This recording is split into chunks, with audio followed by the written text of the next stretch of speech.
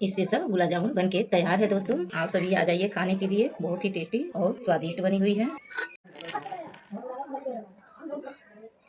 आप देख सकते हैं दोस्तों, ये हमारा देसी गुलाब जामुन है। आप खा लेते हैं। आप देख सकते हैं ये हमारा कितना सॉफ्ट और मुलायम बना है। तो आप देख सकते हैं एक भी गुठलियाँ नहीं है। इस तरह से आप भी बनाइए और इंजॉय करिए। चलिए बनाना शुरू करते हैं। हेलो दोस्तों, आपका अपना चैनल भोजपुरिया किचन में आप सभी का स्वागत है। आज हम बनाने जा रहे हैं गुलाब जामुन, एकदम सादा, सिंपल और आसान तरीके से।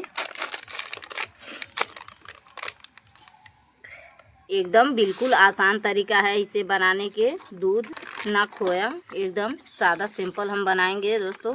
यहाँ पर मैंने 500 ग्राम सीमा पाउडर ले लिया है। अब इसको हम थोड़ा थोड़ा पानी डाल के गूँथ लेंगे। यहाँ पर मैंने 500 ग्राम सीमा पाउडर ले लिया है। अब इसको हम थोड़ा थोड़ा पानी डाल के इसको हम गूँथ लेंगे। आप देख सकते हैं इस तरह से हम थोड़ा थोड़ा पानी डालते हुए गूँथेंगे। आप देख सकते हैं इसको हम जितना मसलेंगे उतना ही ये टाइट होता जाएगा और इसको हम पानी डालते हुए मसलते रहेंगे।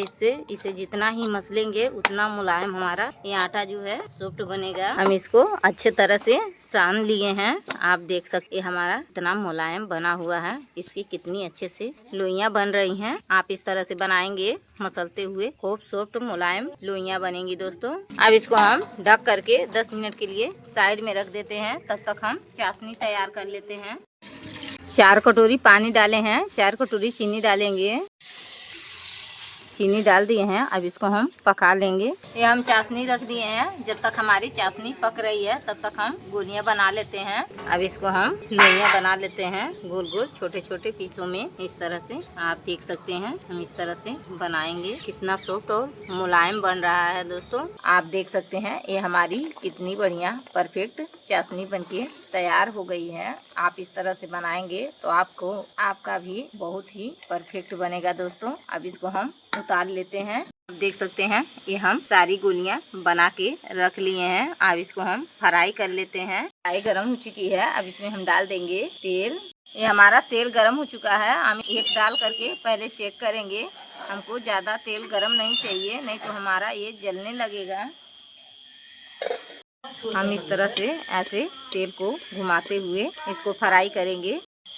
इसे हमें तेज आंच पे नहीं फ्राई करना है, नहीं तो हमारा ये जो है फट जाएगा। इस तरह से हमें धीमी आंच पे फ्राई करना है। आप देख सकते हैं कितना बढ़िया कलर इसका आ चुका है।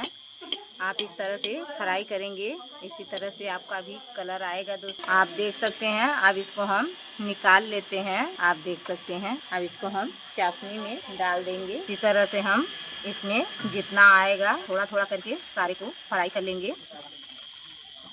हमें लगातार चलाते हुए फ्राई करना है, नहीं तो हमारा जल जाएगा दोस्तों। इसी तरह से हम लगातार चलाते हुए फ्राई इसको कर रहे हैं।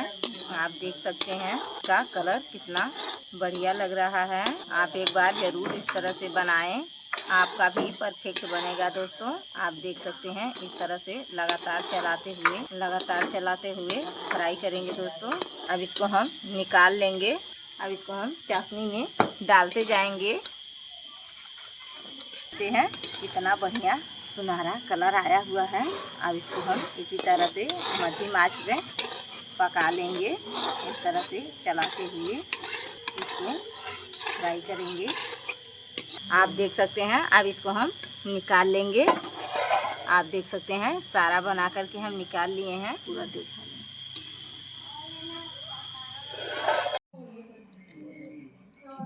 आप देख सकते हैं एक भी गुठलियाँ नहीं हैं। इस तरह से बनाएंगे तो ऐसे ही सॉफ्ट और मुलायम बनेगा।